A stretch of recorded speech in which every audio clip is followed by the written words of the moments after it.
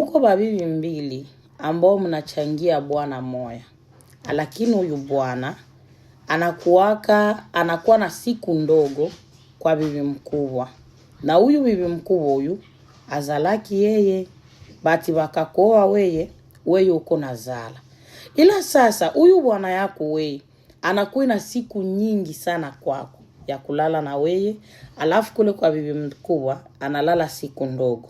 Kisha sasa ikifika wakati ya matumizi anayepewa pesa nyingi ni huyu bibi mkubwa mwenye iko yepeke, alafu weye mwenye uko na watoto bana kugaramia kidogo. Yaani upendo mwingi sana unaonekana kuwa huko kwa bibi mkubwa, tandiske we sasa mwenye uko na watoto bako na kuinyore. Ila bwana akikuwa na bezo ya mwili anakuwa na kuyakuya kwako sana. Nikwambie, haiko mwanamume kuwa na haja ya mingi sana ya tendo la ndoa juu yako inamaanisha kiole bwana anakupenda. Kuko vitu vinakuwaka clear.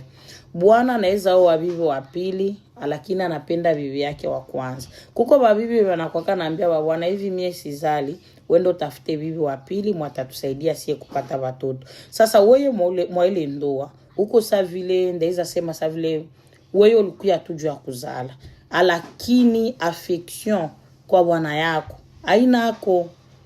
hainako. Majorite wanaume bebako na babibi mbili, roho inakuaga moja. Na hii roho hii inakuwaka ni ya mtu moya. Sasa huyu mtu moya akajiangaje mbatu mbili. Kuna kuwaka tu mwenye hii roho itapenda sana na ule mwenye itapenda kidogo. Kuko mwanaume anaweza kupenda weye, maybe juu ya kupiga bibi yake wa kwanza yuwake kupiga sana. Anapenda tu chakula yako, wewe uko namsaidia kula chakula mzuri. Lakini mapenzi yake yote iko kwa bibi yake. Unafuata dada, kenye mitu ndeza kuambia, yes, uko mwa ile famille juu ya kuzala. Juu iko impossible we moko na watoto bakupatie sanfra wala bakulalishe njala, mwenye ana watoto bamkulishe mzuri, bamvalishe mzuri, bamjenge mzuri. So nona we presence yako pale iko tu ni juu ya kuzala. Hakuna kazi nyingine nyoko na mwa ile famille apari kuzala. Asante.